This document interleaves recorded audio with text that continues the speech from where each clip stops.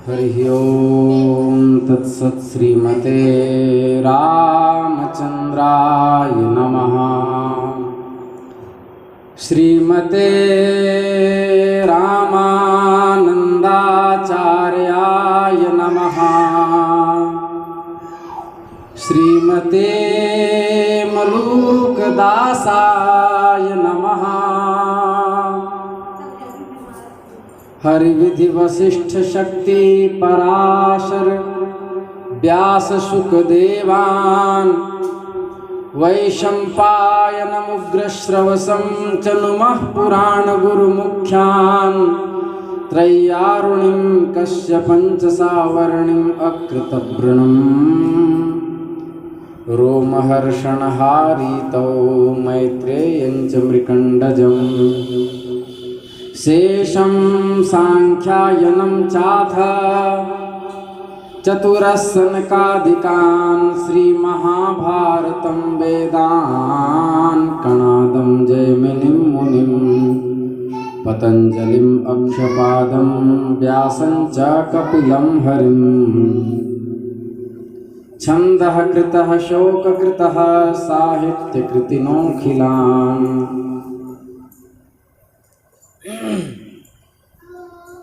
नित्यानंद कृष्ण चैतन्य की भक्ति दसों दिश विस्तरी।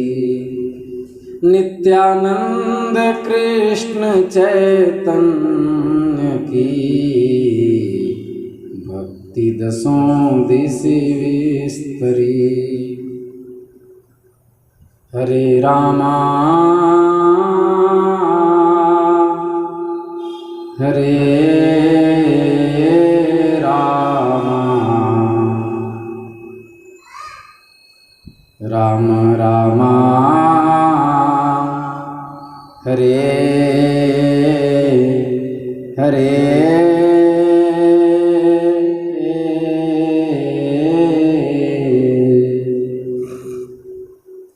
हरे कृष्णा हरे कृष्णा कृष्णा कृष्णा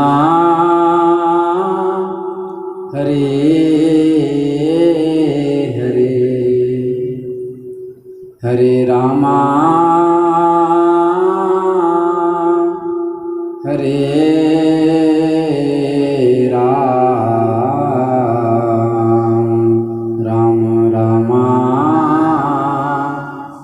हरे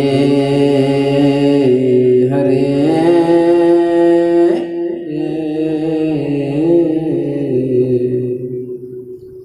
हरे कृष्णा हरे कृष्णा कृष्णा कृष्णा हरे हरे।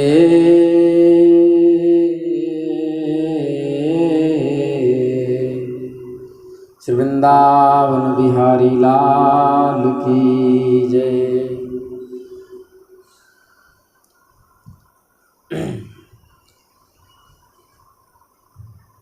अनंत कोटि ब्रह्मांड नायक सर्वैश्वर्य परात्पर परब्रह्म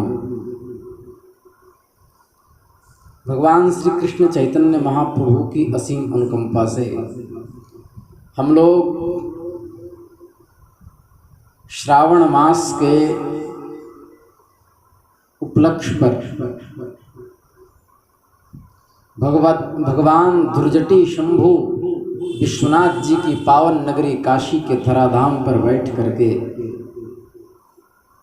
भक्त प्रवर भक्त श्रेष्ठ कली पावनावतार महाप्रभु के सत्संग महाप्रभु के चरित्र का सत्संग प्राप्त कर रहे हैं।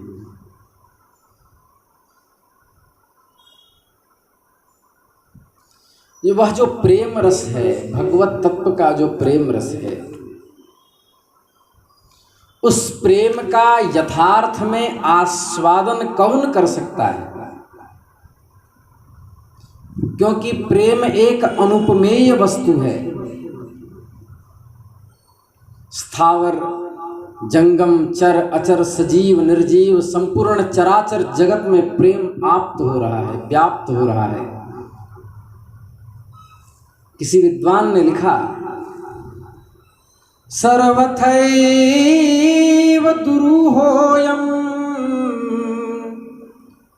अभक्तैर्भगवद्रसः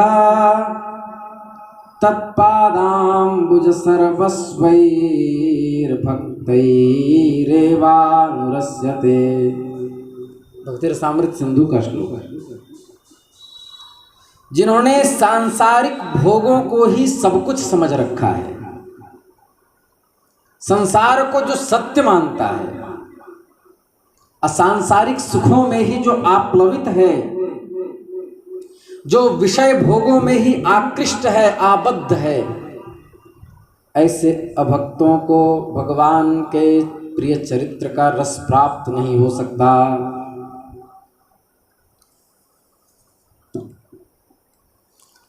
जिन्होंने अपना सर्वस्व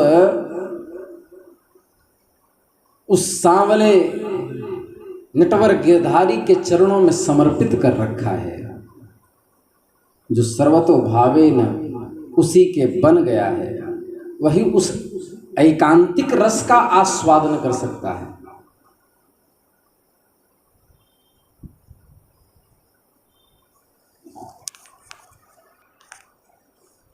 संसार में तो प्रेम ही ओतप्रोत भाव से भरा हुआ है, पर सच्चा शरणागत ही उस प्रेम का आस्वादन कर सकता है। रामदास जी कह रहे हैं, घनश्याम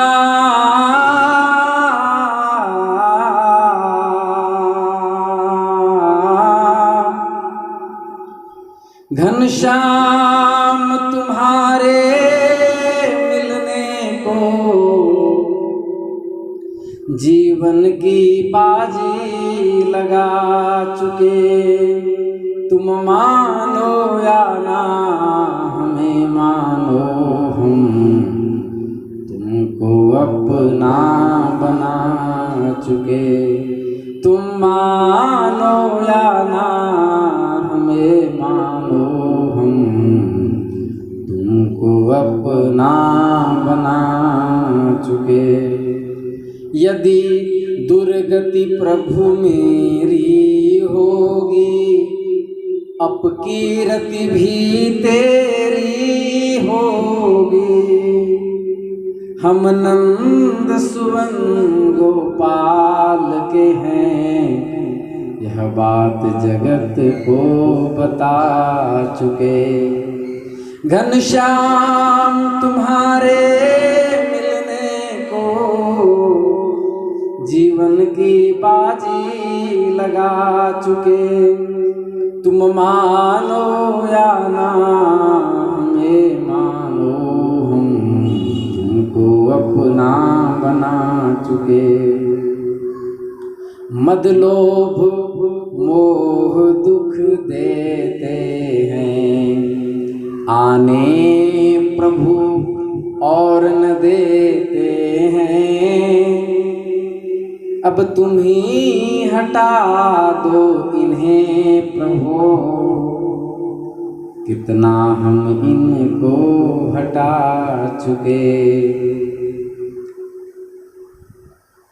तुम निर्बल के बल कहलाते, सुनकर पुकार उनकी आते। क्यों आते नहीं बुलाने से, कितना हम तुमको बुला चुके। घनश्याम तुम्हारे मिलने को जीवन की बाजी लगा चुके। तुम मानो या ना हमें मानो, हम तुमको अपना बना चुके। तुम हो स्वतंत्र बंधन विहीन, रामदास जी कह रहे हैं, यह राम तुम्हारे है अधीन। तुम हो स्वतंत्र बंधन विहीन, यह राम तुम्हारे है अधीन, जैसी मर्जी हो करें आप, विनती हम अपनी सुना चुके। घनश्याम तुम्हारे मिलने को जीवन की बाजी लगा चुके, तुम मानो या ना हमें मानो, हम तुमको अपना बना चुके। तुम मानो या ना हमें मानो, हम तुमको अपना बना चुके। घनश्याम तुमने सबका उपकार किया है, अपकार के बदले सत्कार किया है।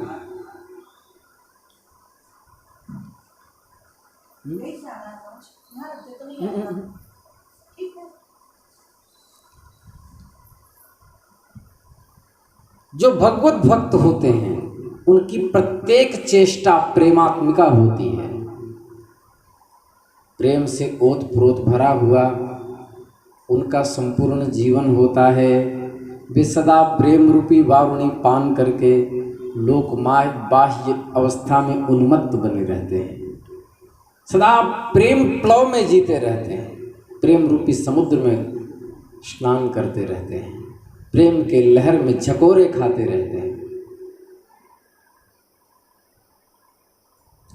उस अपूर्व आसव प्रेमात्मिका भक्ति के अमृत तत्व का पान करके सदा मस्त बने रहते हैं। मन मस्त हुआ तो क्यों बोले। महाप्रभु भक्तों को साथ में लेकर नित्य प्रति नई नई नवीन लीलाएं करते रहते हैं। जब से जगाई मधाई का उद्धार हुआ, सर्वस्व त्याग कर जगाई मधाई श्रीवास पंडित के यहाँ रहने लगे, तब से भक्तों का उत्साह अत्यधिक बढ़ गया।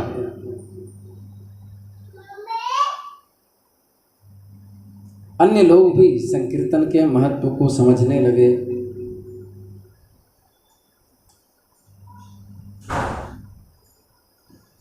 अब संकीर्तन की चर्चा नवद्वीप में पहले से अधिक होने लगी। क्यों?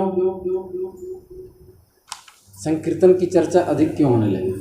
क्योंकि जगाई मधाई जैसे पापात्मा क्रूर का जिन भगवन नाम के प्रभाव से उद्धार हो गया, वह भगवन नाम साधारण कैसे हो सकता है, ये नवद्वीप वासी सोचने लगे।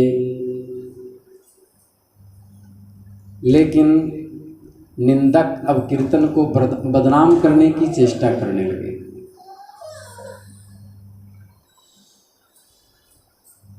देखिए, हसन्ति दुर्जनास्तत्र समा दधति सज्जना। दुर्जन सदा हंसते रहते हैं, जो दुष्ट स्वभाव के होते हैं उनकी वृत्ति ही ऐसी होती है।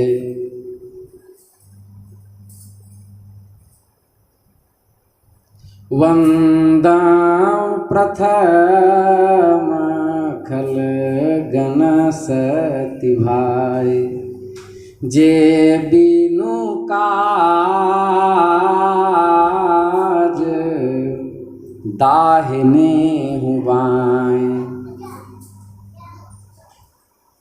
इनके बारे में गोस्वामी जी ने कहा, कुंभकर्ण सम सोवत नीके। ये कुंभकर्ण की तरह सोते रहें तो अच्छा है, जगेंगे तो परेशान करेंगे। दुष्ट की वंदना पहले कर्तन करना चाहिए। दुर्जनम प्रथमम वंदे। दुर्जन जो होते हैं उन्हें आप अमृत दे दो, फिर भी निंदा करने नहीं मानेंगे। इसी को देख करके चरणदास जी महाराज ने, जो महात्मा श्री सुखदेव जी के शिष्य थे, कलियुग में जिन्होंने सुखदेव जी का साक्षात्कार किया, उन्होंने लिखा, साधो निंदक मित्र हमारा, साधो निंदक मित्र हमारा, निंदक मित्र हमारा, साधो निंदक मित्र हमारा। और निंदक को निकटे ही राखो, कितना सुंदर कह रहे हैं। निंदक को, ध्यान से सुने, निकटे ही राखो, हो न देव नियारा, साधो निंदक मित्र हमारा। निंदक को सदा अपने समीप रखो। क्यों? पाछे निंदा करी अघ धोवई। निंदक क्या करते हैं? पीछे निंदा करके पाप नष्ट करते हैं। जो हमारी निंदा करता है वो हमारा पाप ले जाता है, जो हमारी स्तुति करता है वो पुण्य ले जाता है। पाछे निंदा करी अघ धोवै, सुनि मन मिटई विकारा, जैसे सोना तापी अगिन में, जैसे सोना तापी अगिन में, निर्मल कर सुनारा, साधो निंदक मित्र हमारा, साधो निंदक मित्र हमारा। घन अहरन कसी हीरा निबटै, घन अहरन कसी हीरा निबटै, कीमत लक्ष्य हजारा, ऐसे जांचत दुष्ट संत को, ऐसे जांचत दुष्ट संत को, करण जगत उजियारा, साधो निंदक मित्र हमारा, साधो निंदक मित्र हमारा। चरणदास जी कह रहे हैं, जोग यज्ञ तप पाप कटन हित, जोग यज्ञ तप पाप कटन हित, करे सकल संसारा। जो हम हजारों वर्ष तक भजन करके जिस पाप को नष्ट करते, वह निंदक निंदा कर करके नष्ट कर देता है। बिन करनी मम कर्म कठिन सब, बिन करनी मम करन कठिन सब, मेटई निंदक प्यारा, साधो निंदक मित्र हमारा। और क्या कह रहे हैं? ध्यान से सुने। सुखी रहो निंदक जग माही, इस जग में हे निंदा करने वाले सब सुखी रहो। भगवान तुम पर सैकड़ों हाथों से कृपा करें। सुखी रहो निंदक जग माही, रोग न हो तन सारा, हमरी निंदा करने वाला, हमरी निंदा करने वाला, उतरे भव से पारा, साधो निंदक मित्र हमारा, साधो निंदक मित्र हमारा। निंदक के चरणों की स्तुति, निंदक के चरणों की स्तुति, भाखों बारंबारा, चरणदास कहे सुनियो साधो, चरणदास कहे सुनियो साधो, निंदक साधक भारा, साधो निंदक मित्र हमारा, साधो निंदक को निकटे ही राखो, निंदक को निकटे ही राखो, हो न देव नियारा, साधो निंदक मित्र हमारा, साधो निंदक मित्र हमारा। इस प्रकार निंदा करने वाले अपना काम करते रहे, हमें उससे घबराना नहीं चाहिए, क्योंकि निंदा वाला सहज ही हमारे पापों को काट देता है। ये बात महाप्रभु जानते थे। मुरारी गुप्त प्रभु के सहपाठी थे। वे प्रभु में अवस्था में भी प्रभु की अवस्था से बड़े थे। प्रभु उन्हें अत्यधिक प्यार करते और अपना अंतरंग भक्त समझते। मुरारी का भी प्रभु के चरण में पूर्ण रीत्या अनुराग था। वे राम जी के उपासक थे और अपने को हनुमान समझकर कभी कभी आवेश में हनुमान जी की भांति मुरारी गुप्त हुंकार मारने लगते थे। वे सदा अपने को प्रभु का सेवक समझते थे। एक दिन भगवान को श्री विष्णु का आवेश हो गया और गरुड़ गरुड़ गरुड़ गरुड़ चिल्लाने लगे। जैसे पुकारा उसी समय मुरारी गुप्त ने अपने वस्त्रों को बिछा करके पीठ पर पंखों की तरह हाथ फैला करके प्रभु को कंधे पर चढ़ा लिया। उनको भी गरुड़ का आवेश हो गया और जैसे चारों हाथों में शंख चक्र गदा पद्म लिए भगवान विष्णु गरुड़ पे सवारी करते हैं, ऐसे प्रभु घूमने लगे। भक्त आनंद के सहित नृत्य करने लगे।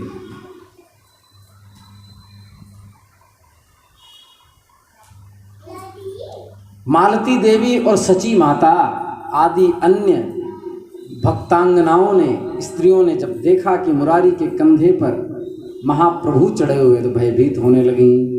कुछ काल के अनंतर प्रभु को बाह्य ज्ञान हुआ, उनके कंधों से उतरे। मुरारी जी भगवान रघुनाथ के उपासक थे। प्रभु उनकी एकांतिकी रीति से की गई भक्ति से पूर्णतः परिचित थे। भक्तों को उनका प्रभाव जताने के निमित्त कि मुरारी गुप्त उच्च कोटि के भक्त हैं, एक दिन उनसे एकांत में कहा कि मुरारी, यह बात बिल्कुल ठीक है कि राम और कृष्ण तत्वतः एक ही हैं। उन्हीं भगवान के अनंत रूपों में से यह भी एक रूप है। भगवान के किसी भी नाम रूप की उपासना करो, अंत में सबका फल प्रभु प्राप्ति ही है। शिव महिमन स्तोत्र में पुष्पदंताचार्य कह रहे हैं,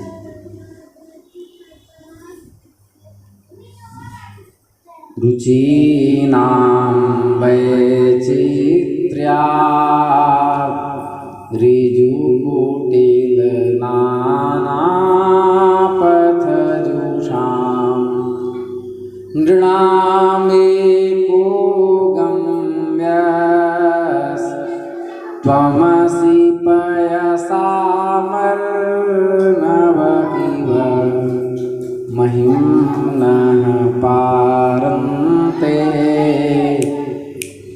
परमविदुषो यद्यसदृशी स्तुतिर्ब्रह्मादीनामपि तदवसन्नास्त्वयि गिरः। तो कहा रुचि नाम वैचित्र्या ऋजुकुटिल नाना पथजुषाम नृणामेको गम्यस्त्वमसि पयसा मर्णव इव। विचित्र विचित्र अपितु भले रुचि हो, लेकिन तत्वतः सबको ईश्वर की ही प्राप्ति होती है। चाहे कोई रघुनाथ जी की उपासना करे, चाहे ठाकुर जी की उपासना करे, चाहे हमारे प्रियतम श्री कृष्ण की उपासना करे,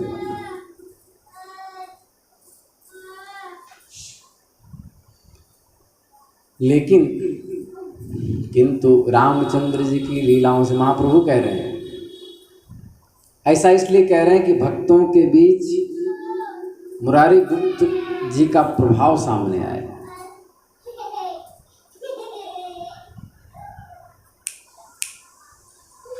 तो कहे कि राम जी की लीलाओं की अपेक्षा कृष्ण की लीलाओं में अधिक रस है। तुम राम रूपी लीलाओं की अपेक्षा कृष्ण लीलाओं का आश्रय क्यों नहीं ग्रहण करते? हमारी हार्दिक इच्छा है कि तुम कृष्ण लीलाओं का रसास्वादन करो।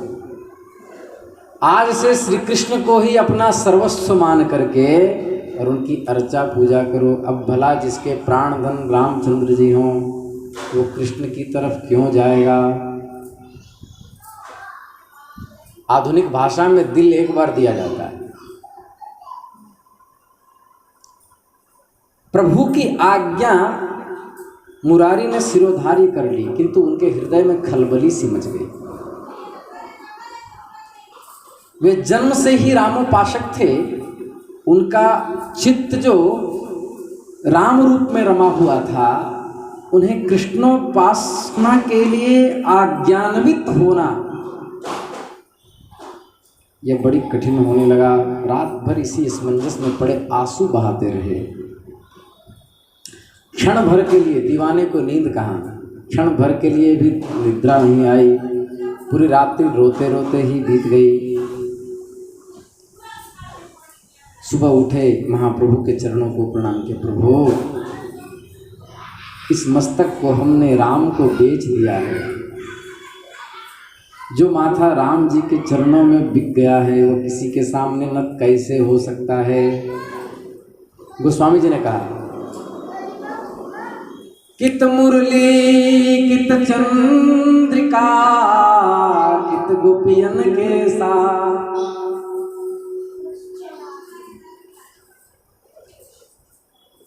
कह रहे हैं, तुलसी मस्तक तव नवे जब धनुष बाण लियो हाथ। तुलसी मस्तक तव नवे जब धनुष बाण लियो हाथ। ज्ञान गुदड़ी नामक एक क्षेत्र है वृंदावन में। वैजयंती आश्रम के बगल में ज्ञान गुदड़ी, उसके बगल में राम जी का मंदिर है, जो पहले श्री कृष्ण ही थे। गोस्वामी जी वहीं पर हाथ जोड़ करके बोले, तो उन्हीं ठाकुर जी ने बंसी छिपा दी और तीर और धनुष धारण कर लिया। ये अनन्यता है गोस्वामी जी की। तुलसी मस्तक तव नवे जब धनुष बाण लियो हाथ।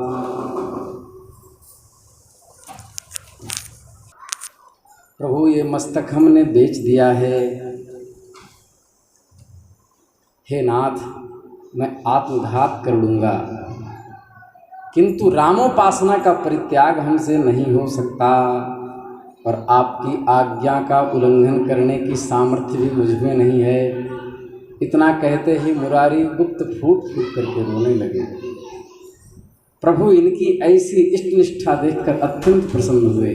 तो कहे, मुरारी तुम धन्य हो, तुम्हें अपने इष्ट में इतनी अधिक निष्ठा है। हमें भी ऐसा आशीर्वाद दो कि हमारी भी श्री कृष्ण में एकांतिक दृढ़ भक्ति निष्ठा हो जाए।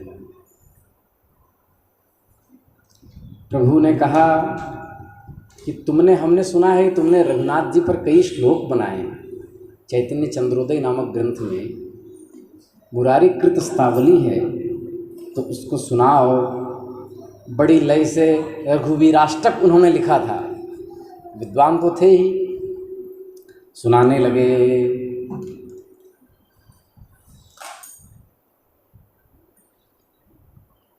राजत किरीट मणिदीधिति दीपिताशं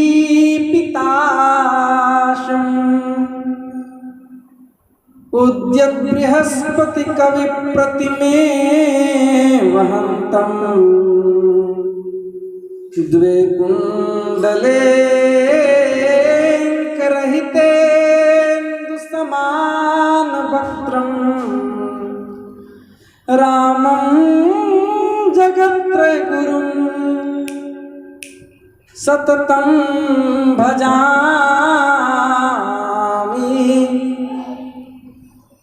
उद्यद्विभाकर मरीचि विरोधिताब्ज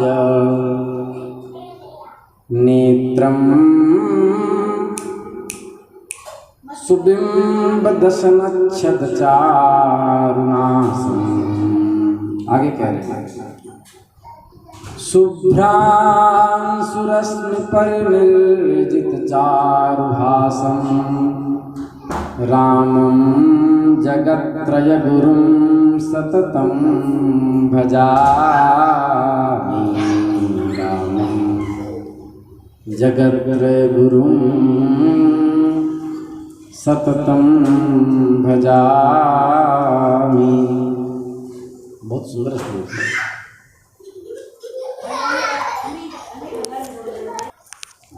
जिनके दीप्तिमान मुकुट में स्थित मणियों से संपूर्ण दिशाएं उद्भासित हो रही हैं, जिनके कानों में बृहस्पति और शुक्राचार्य के समान दो कुंडल शोभा दे रहे हैं, ऐसे रामचंद्र जी का हम भक्ति भाव से स्मरण करते हैं। उदीयमान सूर्य की किरणों से विकसित हुए कमल, उस कमल के समान जिनके नेत्र हैं, बिंबा फल के समान जिनके मनोहर अरुण रंग के ओष्ठद्वय एवं मन को हरने वाली तीक्ष्ण नासिका है, जिनके हास्य से चंद्रिका भी लज्जित हो जाती है, ऐसे रामचंद्र का हम भजन करते हैं। ये श्लोक कहा।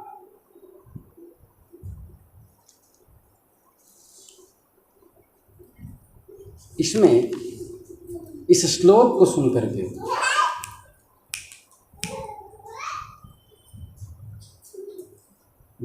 महाप्रभु हतप्रभ हो गए और प्रसन्न हुए। कैसा सजीव वर्णन तुमने किया है मुरारी। ये जब सुना, महाप्रभु ने इस श्लोक को जब सुना, तब प्रसन्न हो करके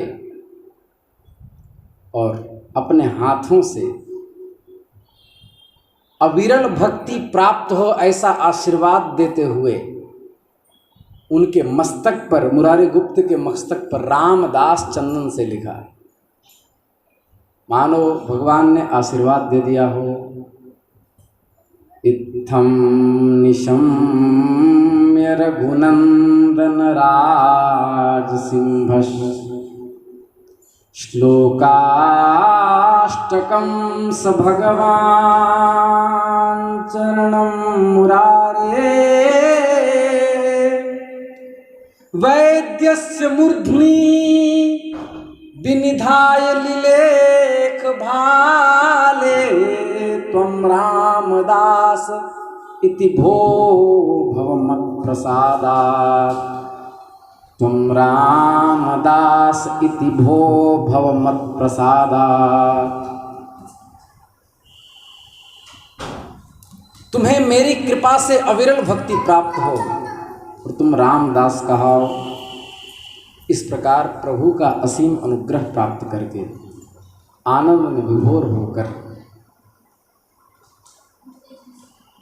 मुरारी घर आए। आते ही इन्होंने भावावेश आदि की अवस्था में अपने पत्नी से खाने के लिए दाल और भात मांगा। पतिव्रता साध्वी पत्नी उसी समय दाल भात परोसकर इनके सामने रख दिया।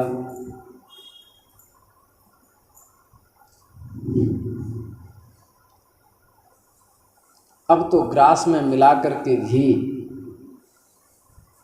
जो भी बाल बच्चा अथवा जो भी दिखता उसे ही प्रेम पूर्वक खिलाते जाते और स्वयं भी खाते जाते। इनकी स्त्री ने जब इनकी ऐसी दशा देखी वे चकित रह गई, किंतु पति प्राणा नारी के ने इनके काम में कोई हस्तक्षेप नहीं किया।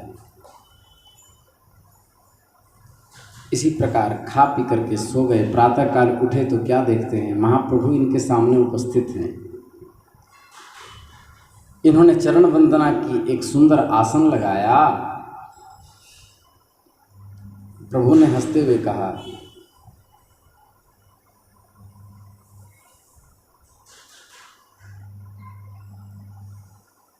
कहो क्या स्थिति है। बोले असमय यहाँ पधारने का कारण क्या है प्रभु। बोले तुम ही वैद्य, आफत ही तो कर देते हो। लाओ कुछ औषधि दो। प्रभु औषधि कैसी, किस रोग की औषधि चाहिए? मुरारी गुप्त वैद्य थे। रात भर में क्या विकार हो गया? बोले तुम्हें मालूम नहीं है क्या विकार हो गया? अपनी स्त्री से पूछो। रात को तुमने मुझे कितना घृत मिला हुआ भात और दाल खिला दिया। तुम प्रेम से खिलाते जाते थे, मैं भला तुम्हारे प्रेम की उपेक्षा कैसे कर सकता था? जितना तुमने खिलाया उतना मैं खा गया, अब जीर्ण हो गया, इसकी औषधि दे दो।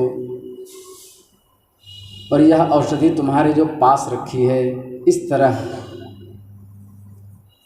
बोले औषधि कहाँ है? बोले तुम्हारे खाट के नीचे है। लोटा में मुरारी गुप्त का जूठा जल रखा हुआ था, जो लोटा में मुंह लगा करके पिया हुआ जल था वो रखा था। उसको उठा करके महाप्रभु पी गए, उच्छिष्ट पी गए। बोले यही मेरी औषधि है। मुरारी मारे प्रेम के रोते रोते प्रभु के पाद पद्मों में लौटने लगे। हे भगवान, ये आपने क्या किया? मुरारी, तुमने अपने अहेतुकी भक्ति के द्वारा हमें अपने वश में कर लिया है।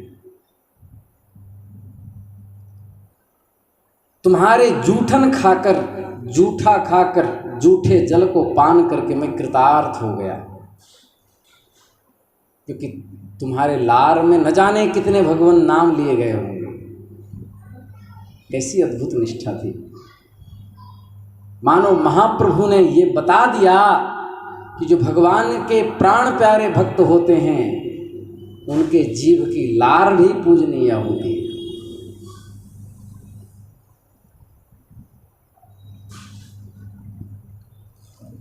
प्रभु ने जब ऐसे कहे,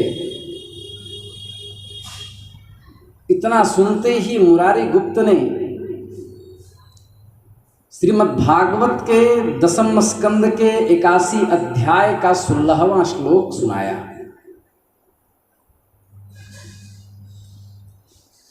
क्वाहम दरिद्र पापियान कृष्ण श्रीनिकेतनः ब्रह्म बंधुर्दिस्माहं बाहुभ्यां परिरंभितः। वाहं दरिद्रः पापियां कृष्णः श्रीनिकेतनः।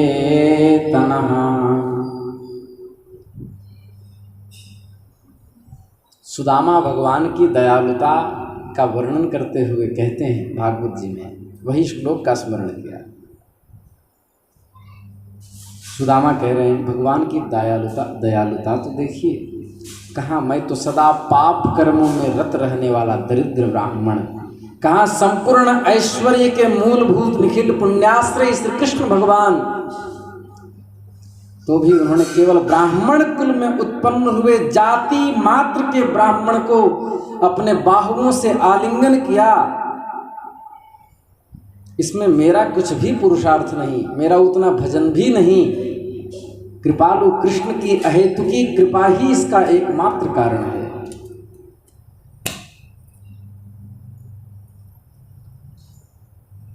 ये भगवान ही कर सकते हैं। कं वा दयालुं शरणं व्रजेम।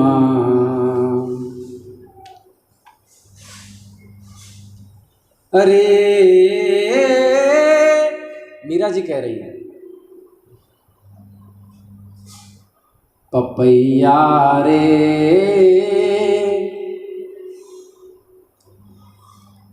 पीव की बानी न बो, पपैया रे पीव की बानी न बो। सुनी पावेली बिरहिणी रे, थारी रावेली पाख मरोड़, पीव की बानी न बो। ए पपैया रे पीव की बानी न बोल। चाँच चोंच चाँच कटाऊं पपैया रे, ऊपर कालोर लूण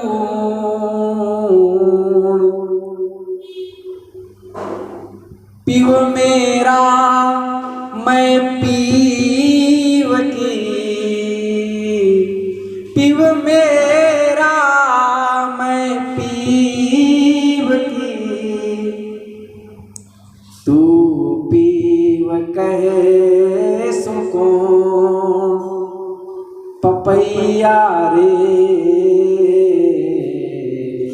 पीव की बानी न बोल।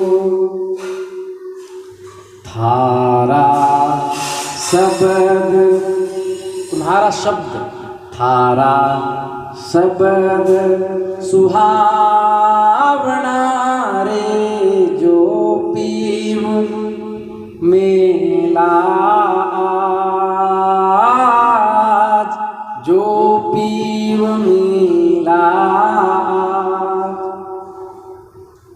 अब तुम्हारी चोंच को मैं सोने से मढ़ा दूंगी यदि तुम्हारी वाणी से ईश्वर की प्राप्ति हो जाए। चाँच मढ़ाऊं थारी सोवणी, चाँच मढ़ाऊं थारी सोवणी रे, तू मेरे सिर ताज पीव की बानी न बोल। पपैया रे पीव की बानी न बोल। प्रीतम को पतियाँ लिखूं रे, प्रीतम को पतियाँ लिखूं रे, थारी बिरहन धान न खाए। तुम्हारी विरहिणी कुछ खाती नहीं, थारी बिरहन धान न खाए। जाई प्रीतम जासुयूं कहे रे, कागा तू ले जाए पतियाँ रे पपैया रे पीव की बानी न बोल।